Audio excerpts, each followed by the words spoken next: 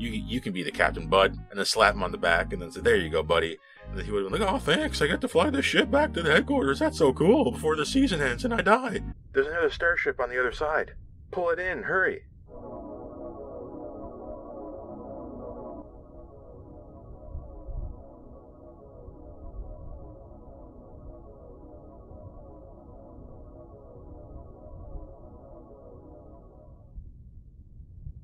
Wait a minute. It's the ISS Dingwall. Push it back. Push it back in. Magic mirror on the wall. Whomst is the fairest of them all? That's me. I'm the fairest of them all. I'm the only one here. How can anyone be as fair as I am? It's just me. And you, watching this. Maybe you're fair too. I don't know. Feel free to tell me in the comments. This is Mirrors. Episode... what is it, 5 or 6? I don't know, one of them in the final season of Star Trek Discovery.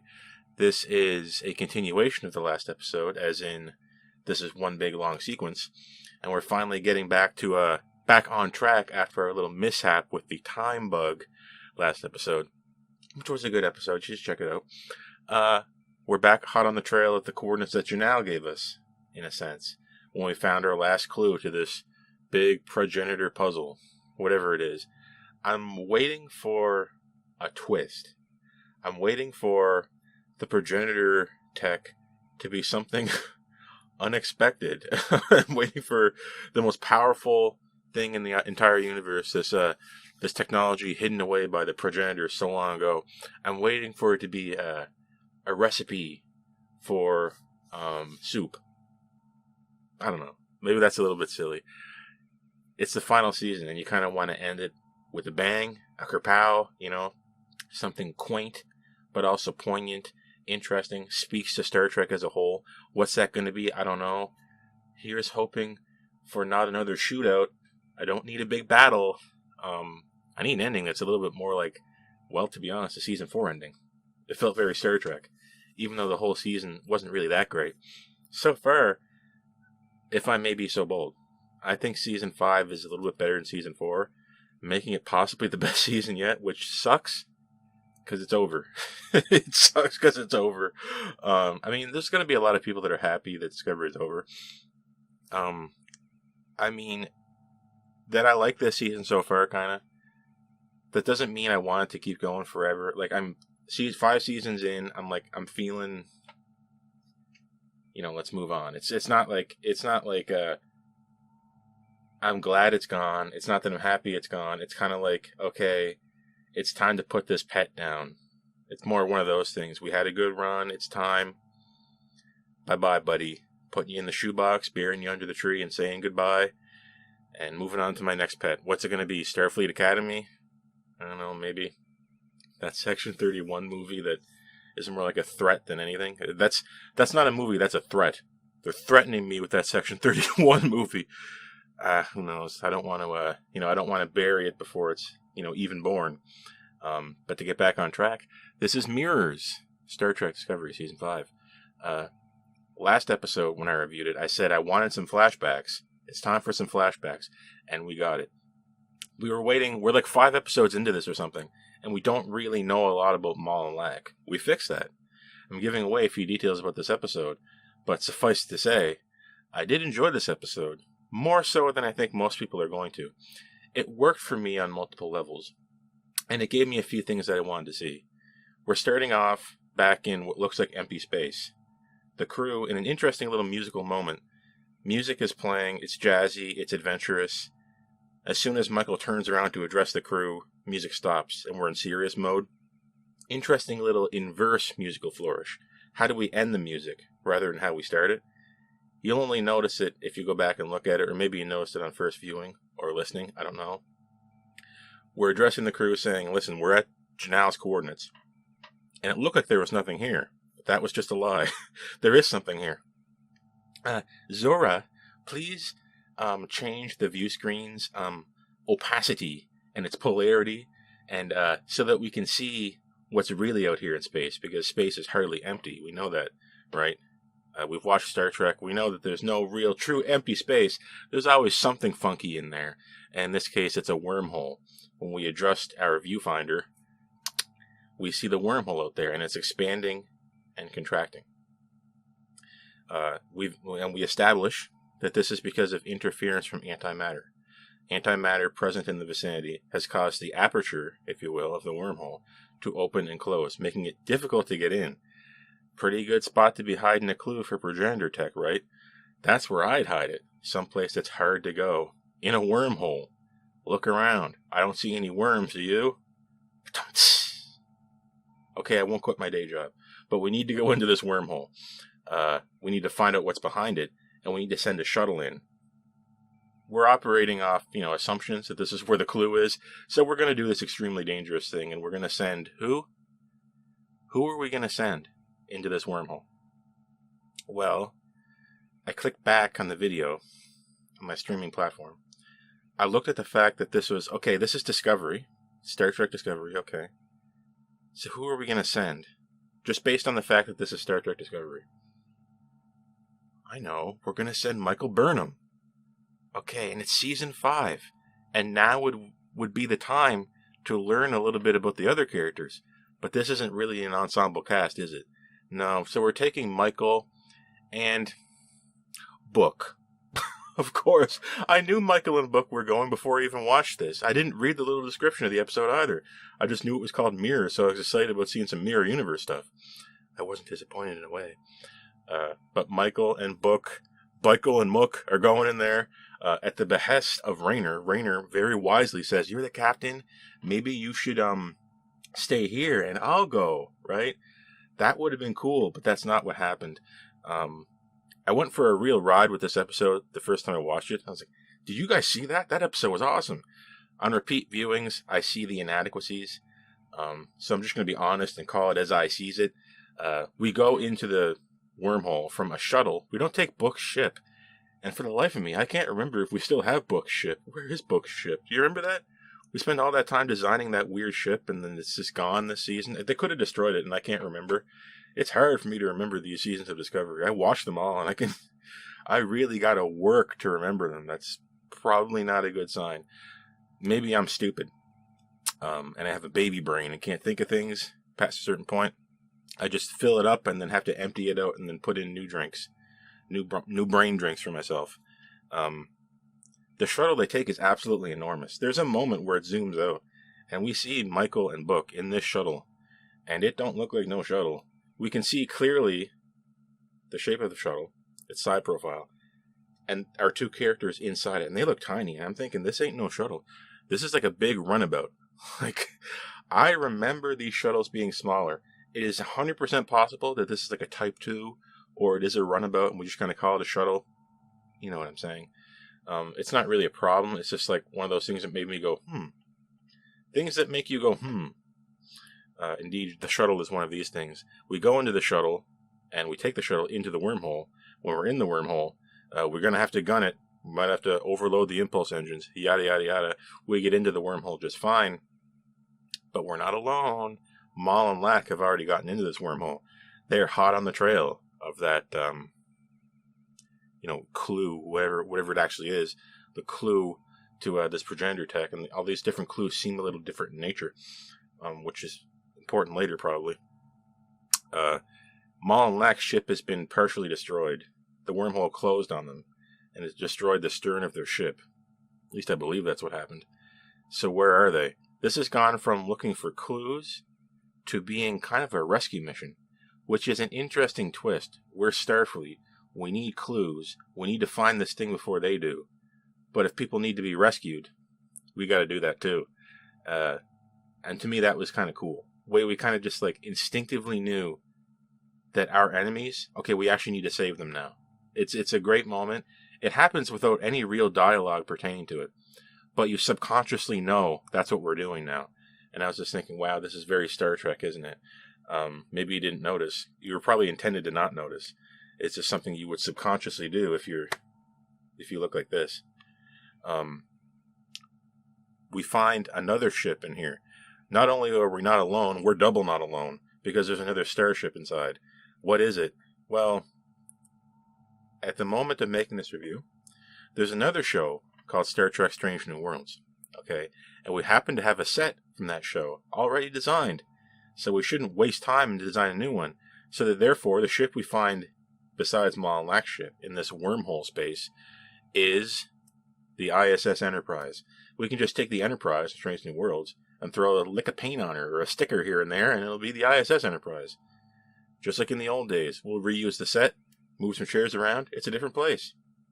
It would have been really cool if it was a different ship altogether, and it wasn't the Enterprise, ISS Enterprise, because it ends up not being super thematically important that it is. We just buy into the idea because, well, we can't afford to design a new ship every 5 seconds. But it would have been really cool if it was just something from Picard. That would be cool. Imagine if this was, one of those style ships, or imagine if this was the Farragut, like the alternate one from Strange New Worlds, or, something that they just had around, right? If they had access to the sets of the Titan, they could have really made it any ship from Picard Season 3 that was just in the background. That would have been pretty cool. But, no, we got Strange New Worlds ISS Enterprise, which is fine. And like any derelict ship in Star Trek, no matter how long it's been there, it's still got gravity and air, baby. Still got it. They still got it.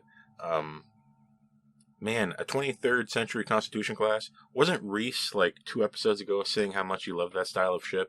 And also Rayner. Man, wouldn't this have been cool if Rayner and Reese had gone on this mission instead of Michael and Book, so they got to see that stuff? If only. Don't worry, Michael. I'll find a place to dock. We do dock the shuttle. We go into the Enterprise. It's in a total state of disrepair. And they make a point of this, all the pods and shuttles from the Enterprise are gone. Why would Terrans do that? For Terrans, evacuation is an absolute last resort. There's a twist here. Is this really a Terran ship? Physically, it's a Terran ship. But actually, this ship was crewed by defectors.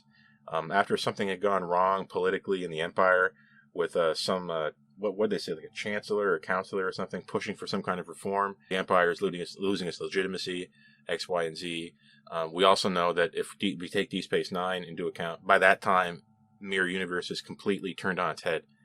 So it's cool maybe seeing the inklings of that changing here. Like how we go from the Mirror Universe we know to the topsy-turvy one in Deep Space Nine, which is very cool, by the way. This ship was crewed by defectors, people who wanted to go to our universe, the normal universe, the non-mirror one, the other side of that self-same mirror.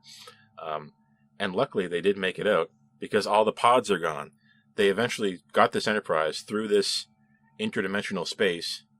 I assume this space is actually some kind of transitional area between universes, which shouldn't be possible this far into the future. And that's how we know that this ship must have gotten in here a long time ago, because as we've seen with Mirror Georgiou, the further you go into the future, the more these two universes diverge, and therefore connections between the two of them become more and more difficult. So maybe this one wormhole is partially, it's not just because of the antimatter, it's becoming unstable because the connection between these two universes is now more and more tenuous. Just a little bit of headcanon here. It's not important for the episode, ultimately. The Enterprise is in there, ISS Enterprise. It got in there a long time ago. The crew has long since escaped. And now Michael, Book, Moll, and Lack are in this ship fighting for their lives to find this clue to get out. And it's all very exciting. To me, anyway. Your mileage may vary. We're inside this, veritable hellstorm of exotic physics. The ship is not going to fly. We're not going to be able to get this out. We go through the belongings of people that were seen to be huddled in medbay, something like that. Michael finds a little locket, and she puts some piece off her uniform into the locket, closes it up, and then puts it on. That's important for later. Originally, I thought this had some kind of meaning to it outside just the context of this episode, and there was something significant about the locket. But looking back, I don't think there is, and you'll see why in a moment. We have to get to Moll and Lack. They probably found the clue, and we have to probably find them. They're holed up in another room. I think it's another place in medbay, another place on like medical deck. I'm not sure exactly how it worked out, the geometry of the scene. It's not super important. But they're doing the age-old hollow double trick. What that means is that there's multiple versions of them in the room. Which one's the real one? I hope Michael and Book had their phasers set to stun. I hope they had stun on. I don't know, because they were shooting... They were Rudy-Tooty, point and shooty at all these hollow clones, and I don't know which one was real. But we did shoot the emitter. I don't know when that emitter was installed. Was it there in the ISS Enterprise originally? Is there is there another one on the USS Enterprise of the 23rd century in Strange New Worlds? Probably. They do avail themselves of technology that is way beyond what we would normally have in the 23rd century. Tomorrow and tomorrow and tomorrow. Strange New Worlds. The Romulans were here, and then they weren't here, and then World War III was at this time, and then it wasn't, and everything's changing, and we're messing it up because of time travel. Wink, wink, nudge, nudge, say no more, say no more. There's actually a lot of different timelines here. And this could have been the one where this hollow emitter technology was just already installed, or it was installed later and it was hacked. I don't know. I'm going off on a tangent. It's not super important. We have to find the real Moll and Lack. We shoot all these clones, and we get down to the brass tacks of actually meeting them. Remember how Book knew Moll? Probably that's one of the better reasons why to take Book, even though he's a delinquent and is a traitor to the Federation. Yeah, it's complicated between Michael and Book because of that reason, but I don't really think it is. I think they still love each other. They're smiling and looking at each other and being happy with each other. Stop messing around. Just kiss him, you fool. Whatever. What am I going on about? It's about love, you see. We have two lovers fighting two other lovers. You know, thematically, we always have a choice. This episode opened up with a captain's log from Book, even though he's not the captain. And he does mention, you know, his forefather, in a way, I guess you could say. The original Cleveland Booker, or one of the Cleveland Bookers, I don't know, who was like the father of Moll, which is significant, said you always have a choice. That comes up again here. What we're doing in this episode, not unlike Face the Strange, we're trying to use little aphorisms, little self-affirmations, to get through to people, to get through the defenses, to break down that icy wall, to get to that warm, creamy center, take advantage of it, and then make a peaceable situation of the whole thing. We have to tell Moll, listen, I knew your father. I'm Book. I know your father. I'm named Book too. Oh, surprise, surprise, you don't like your father. Right? Star Trek writers don't like their fathers. Right? I guess it's a prerequisite. So I guess if I had to write for Star Trek, I would really have to start hating my dad, and then I could write for Star Trek. Maybe that's going a little bit too far. It comes down to this fact that, listen, you don't have to like him, but you don't have to hate me. I'm Book. I'm this Book. I'm Book the 2nd, or 3rd, or 4th, or 10th, or 20th, whatever it is. And we're trying to get off this ship. So, you know, the enemy of my enemy is my friend. This wormhole thing, this is my enemy. So let's snap to her, guys, and save ourselves from this stupid situation. There's a little bit of a decoy here. Michael says, oh, you think that's the clue? You think that's the clue from the Progenitors? Check the quantum signature. I got this locket here that we took earlier, remember? Rewind in my video a few minutes so you can see me mention it. I got this locket here. Check the quantum signature. She put a little thing from her suit into it so it would match the quantum signature of our universe. Haha, all the clues look different, so you don't know. Kind of like as, this is a bargaining chip. If you don't let us go, I'll destroy it. Wink, wink. Whatever. The setup was interesting, seeing her pick up that locket, but the payoff was kind of stupid. Not that it really mattered, ultimately. We have a shield wall between the two of us, and we're just at a standoff. We're saying, okay, this ship's probably going to be destroyed by the wormhole. There's a shield between us. We're pointing guns at each other. Let's talk. I'm going to be staring you down, and it's going to be tiring, but we can talk about it. This is Locke and Michael. Meanwhile, Book and Moll have gone to the bridge, so I see what they can do to get this ship in this the ship of discontent into a state of operational something or other. Can you tell I don't actually write these reviews? I do it off the cuff. I watch the episodes multiple times, and then just bing, bang, boom, there's your review. I guess it's a little bit different that way. We have flashbacks, right? This is what I wanted last episode. I said I really wanted to see some flashbacks to Star Trek, before the Discovery arrived in this, timeline. And we see Breen stuff. Thank you. Thank you for showing me Breen stuff. You get Breen in Deep Space Nine, and then never again, basically. We're at a Breen space station, and it looks sick. And we see a flashback to the early days of Moll and Lack. This is when we learn that Lack is actually a Breen, and their uniforms, their outfits, their suits, they're kind of like the ones we saw before in Deep Space Nine. They're a little modernized. They're a little bit more reserved. They're a little bit more pared down and brought back into the realm of just general cool, and not weird cool like they used to be.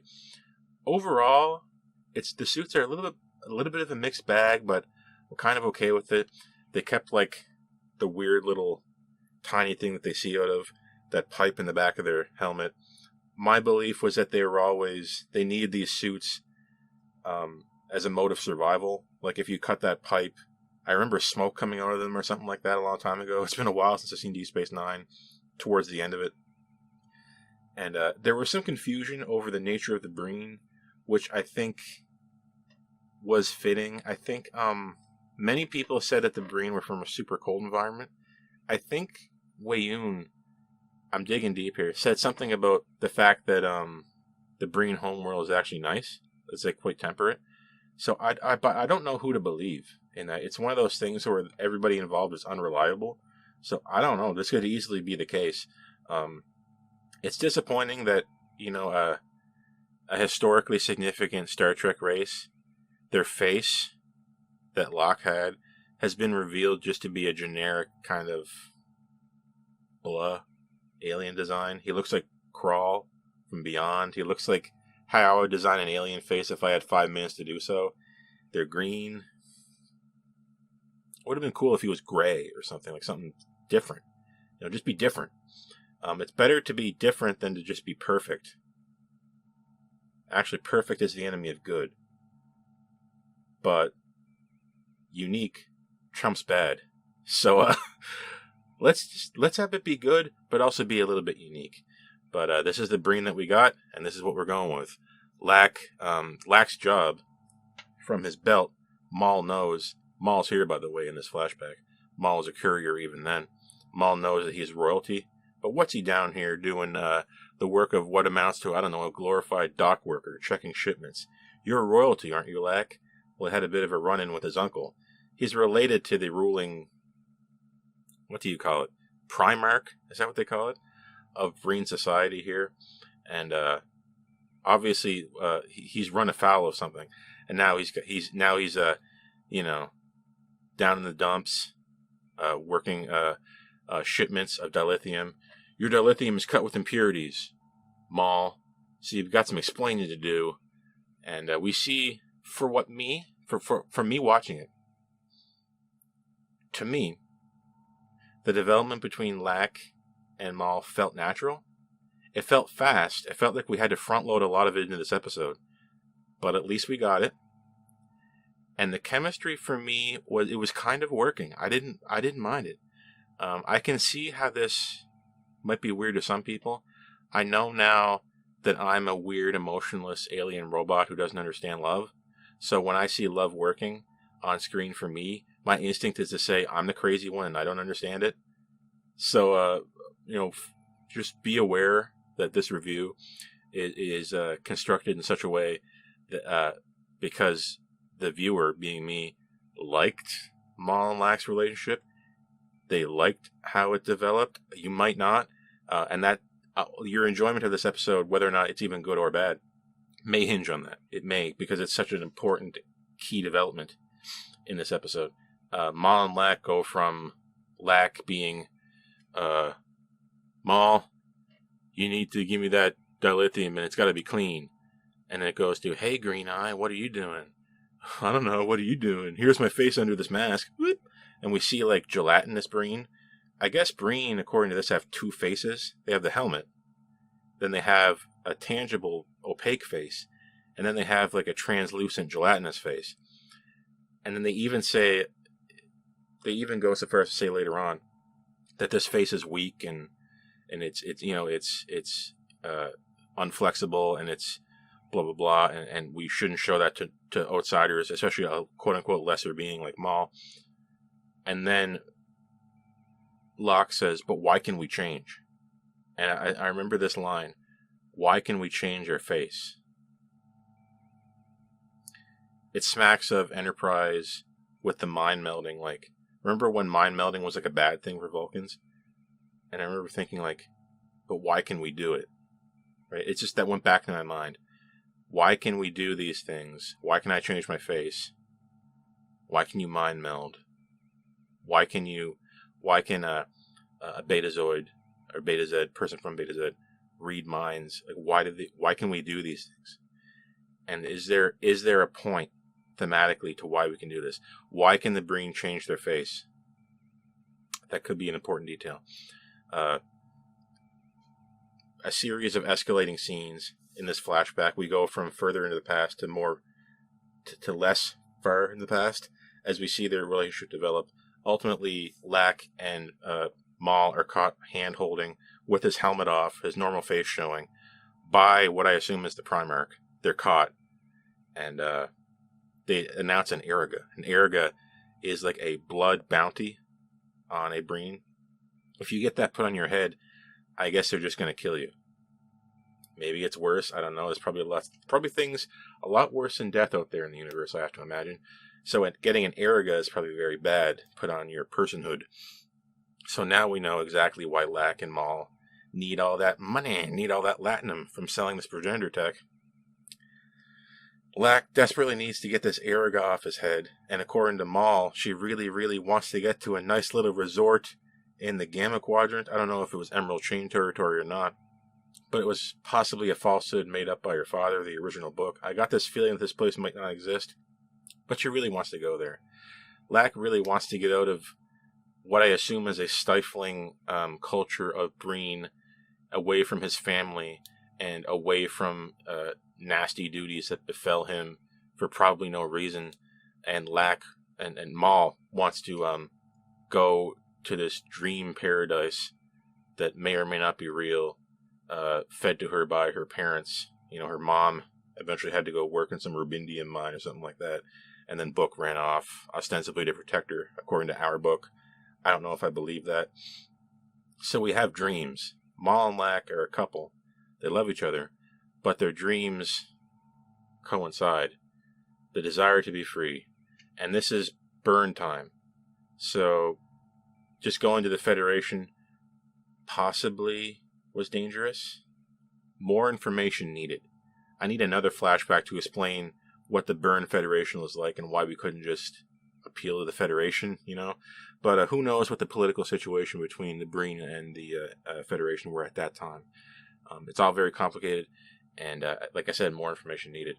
But it did work for me, and in the moment of truth, when Locke was offered the option to get out of this whole situation by killing Moll, they give him a gun, and he chooses to not kill Moll. He starts killing the Breen instead, and this was pretty sick. But Book and Moll, meanwhile, on the ISS Enterprise bridge, they kind of, patch things up, and they're not really enemies. Book gives her the gun. Here's your opportunity. You're either going to shoot me now, or we're working together. And Moll does not shoot Book. And guess what, though? The shields start to go down in Medbay that were keeping Burnham and Locke from just destroying each other. Shields go down. They don't get the memo. They don't get the memo. They don't know that we're now not enemies anymore. They don't know that Moll and Book have patched things up on the bridge. They don't know. And they start fighting. And I remember screaming at the screen, "Do not kill Locke. Please do not kill Locke. No, don't do it. Stop fighting." I was yelling at the screen to get them to stop fighting, which might be a good thing. It means I was engaged. You know, I was saying something at the screen. I was kind of yelling at it.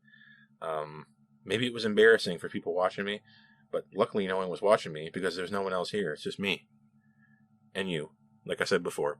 A fight ensues, of course, ending with Locke falling on the ground, oozing slime from his body, Breen blood, as it were. That wasn't supposed to happen. For once, a little quip like that kind of worked for me. That wasn't supposed to happen.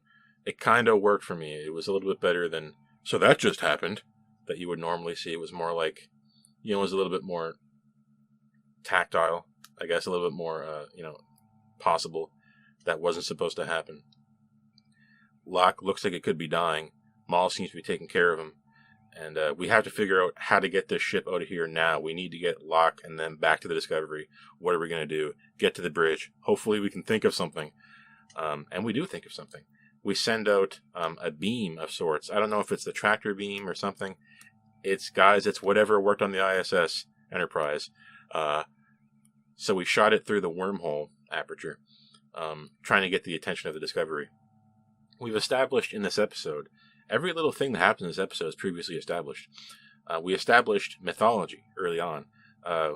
When Rayner was trying to explain to Michael that she should stay on the Discovery and Rayner should go, the sensible thing, Michael references Kelleran mythology.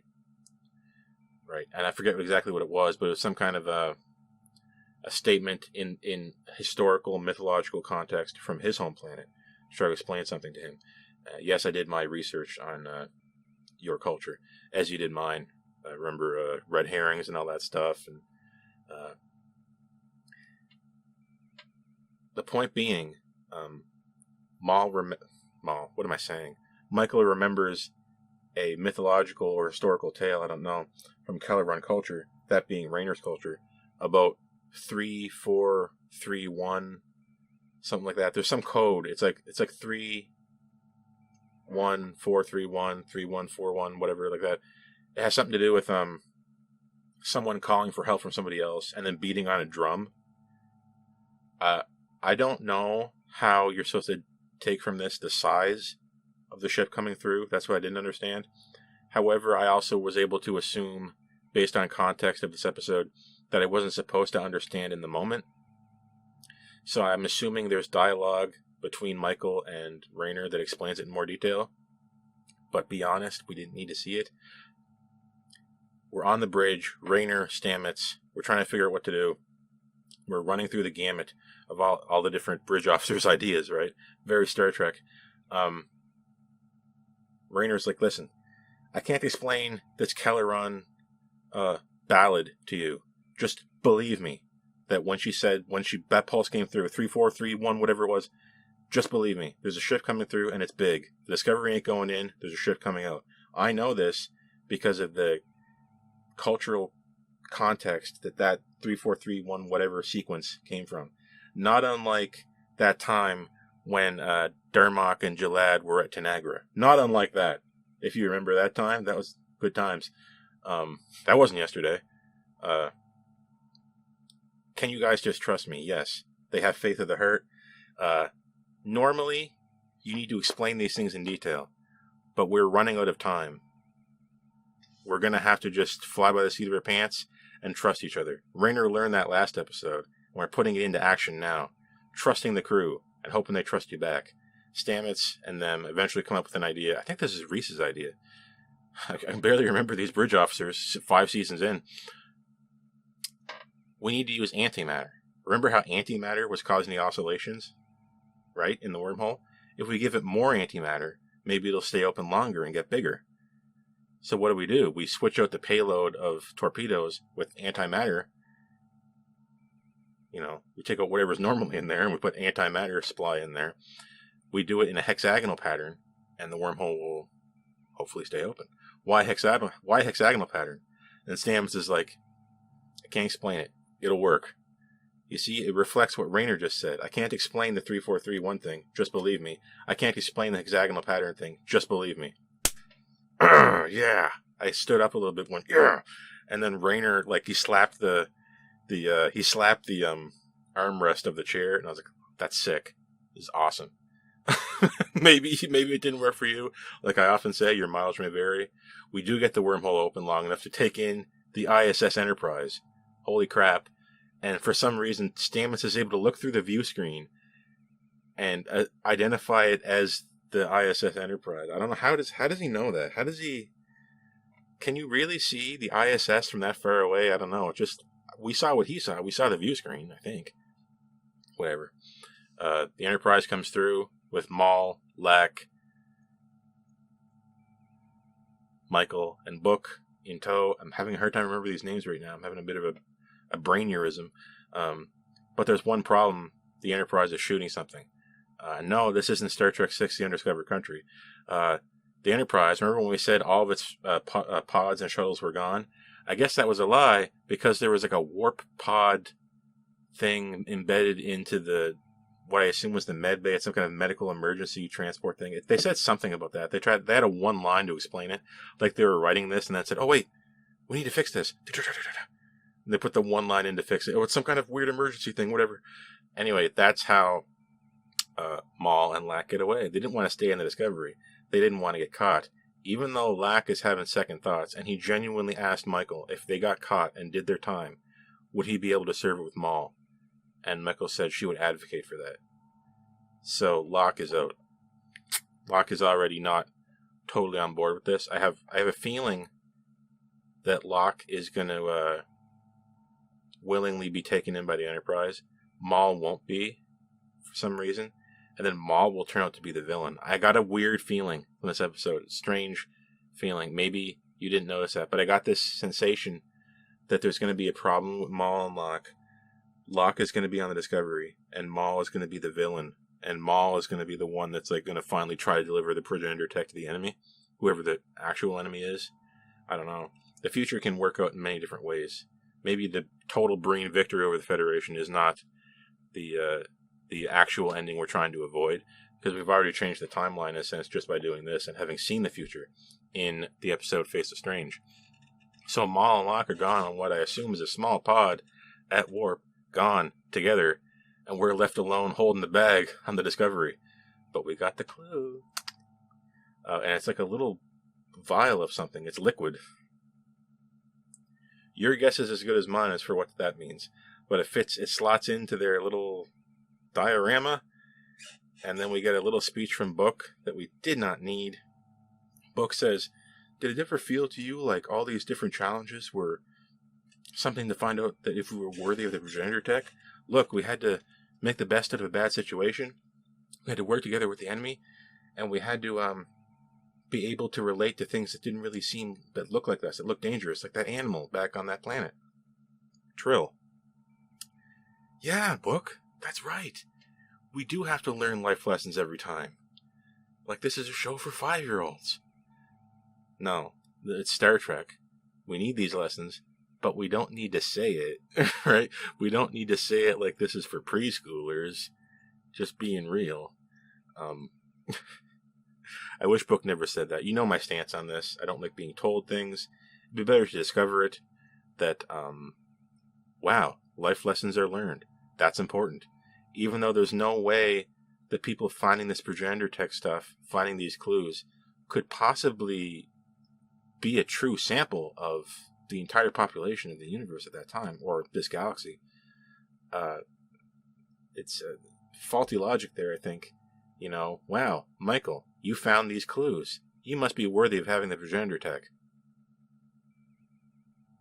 But it's found now, and presumably other people know.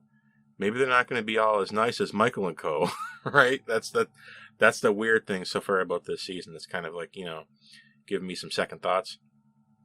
There's your A plot, and that's where most of the action really took place. But there's a very awkward B plot with Tilly and Culber, and I mean, stop me here if you have any idea what this means, but I'm just going to go out on a limb, and I'm going to take a shot in the dark, and I'm going to say that this scene, these scenes between Tilly and Culber are reshoots. I think these are a result of them learning they were canceled. I think, let's imagine they're writing this chronologically. they got to a point early on, they realized they were going to be canceled, and they hastily put these Tilly and Culber scenes in order to set up an emotional payoff later with Culber.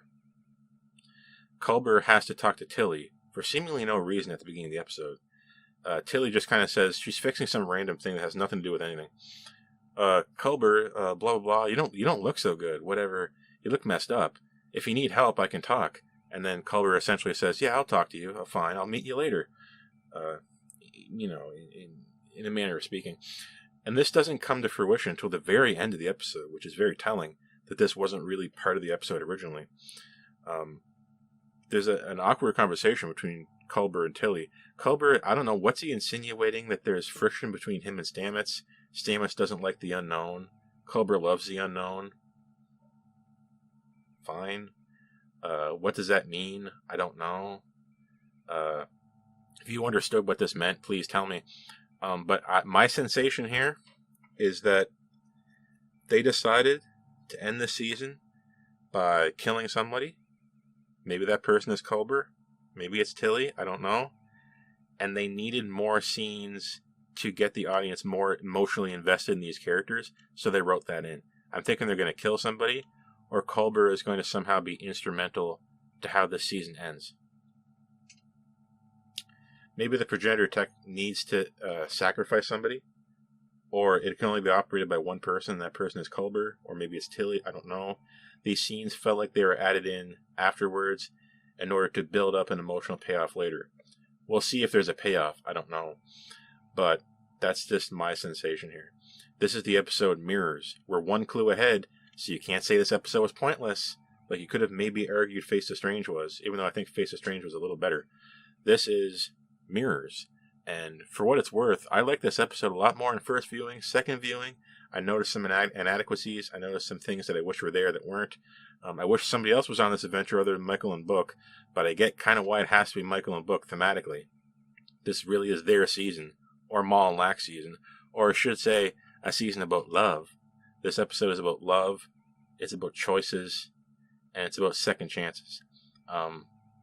Last episode and this episode, I know I said this before, it feels like finally Discovery is nailing a round peg into a round hole finally.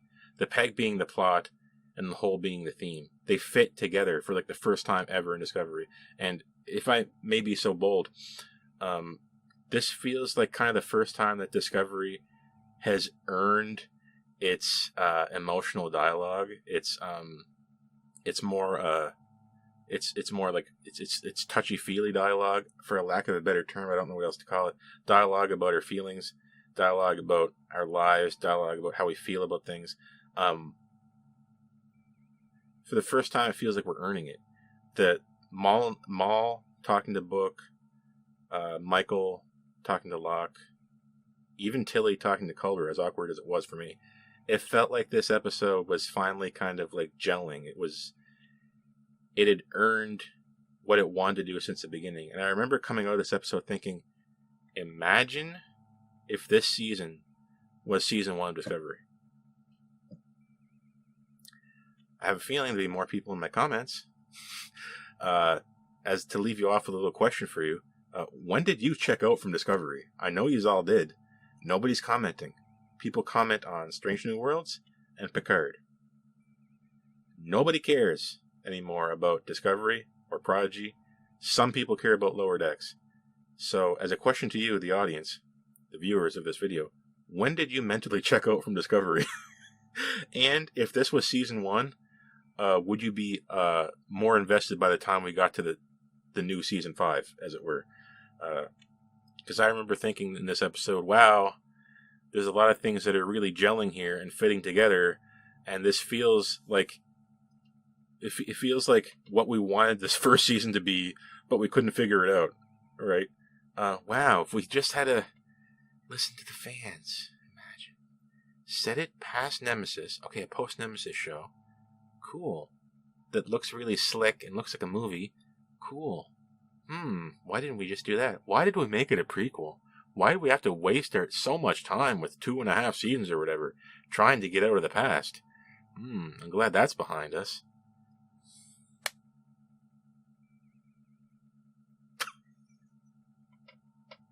Why does this keep happening? We're working on a new show. It's new. Oh, wait. No, it's a prequel. Oh, wait. It looks totally different than it should look. Oh, wait. We'll fix it, guys. Don't worry. And then it slowly goes back to being what the fans probably wanted all along. By fans, I mean the people who actually wanted something new, not those people who just want to stay in the past.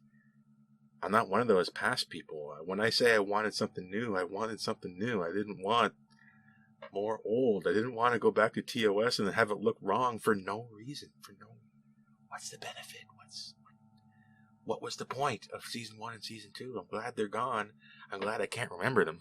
But we did get Strange New Worlds out of it, which is a real humdinger of a show. I can call it a humdinger, can I? But that's enough digressing on things that aren't really relevant to this review. So thematically, I've explained that we got love, we got making a choice, and we got themes that really they hit home, and most importantly, they fit in with the plot. They complement each other. Plot-wise, it's good. I like being stuck in this wormhole. It was very scary, and it had me on the edge of my seat, and it had me guessing at a few specific moments as to what was going to happen, and that's a good idea. We do a good job with this plot of establishing Rayner's position as first officer and establishing Moll and Lac's relationship. That's good. Thematically, good. Plot, good. Musically, other than at the beginning, it was mostly silent for me. Maybe I'm just deaf, but I couldn't really hear much going on. Visually, you get to see the Constitution class, at least the Strange New Worlds one. I'm sure Reese is going to like that, and Rayner. Disappointing that at the end we mentioned that we're sending Owosekun and Detmer and a team to take that Constitution class back to headquarters, and we didn't say Reese, even though he said he liked these ships. And I said, to myself, wouldn't it be cool if we just had mentioned Reese? Reese said a few episodes ago he loves those ships. I would have said, Reese, you can be the captain, bud, and then slap him on the back and then say, there you go, buddy. And then he would have been like, oh, thanks, I get to fly this ship back to the headquarters. That's so cool, before the season ends and I die. I don't know what I'm saying. But I just wish we got more of these characters doing stuff. I got a feeling that we're not going to get them doing anything now. We're halfway through this season. And, we didn't get them swinging off a chandelier, like I said. So we're winning on most fronts, but how are we losing? Some of the dialogue can be a little awkward, mainly with Tilly and Culber. I'm not sure why these scenes were there, other than my theories as to what I explained previously. That was a little strange. Missed opportunities in that we didn't get other characters doing things. At this point, I shouldn't be reviewing something based on what it's not. I should be reviewing based on what it is. But we are getting close to the end, and it's starting to get a little bit weird why other characters aren't really, make it a little bit more of an ensemble, maybe just a touch, so we get these other characters doing stuff. I mean, it's such a disaster that Ariam didn't get to do anything. Detmer barely did anything. I just want to see them doing something. Is that too much to ask? With all that out of the way, I'm going to have to go ahead and give Star Trek Discovery Season 5 episode Mirrors. I can't remember the number of this episode. Is it 5? I think it's 5. I think we're in the middle. We're halfway done. I'd say we're already halfway there. I'm going to have to go ahead and give this episode a 6. Yeah, it's not that bad. I kind of like it. I didn't really mind it. But, like I always say, your mileage may vary. I'm Lieutenant Mark, and I'm going to see you when next time I see you. So long.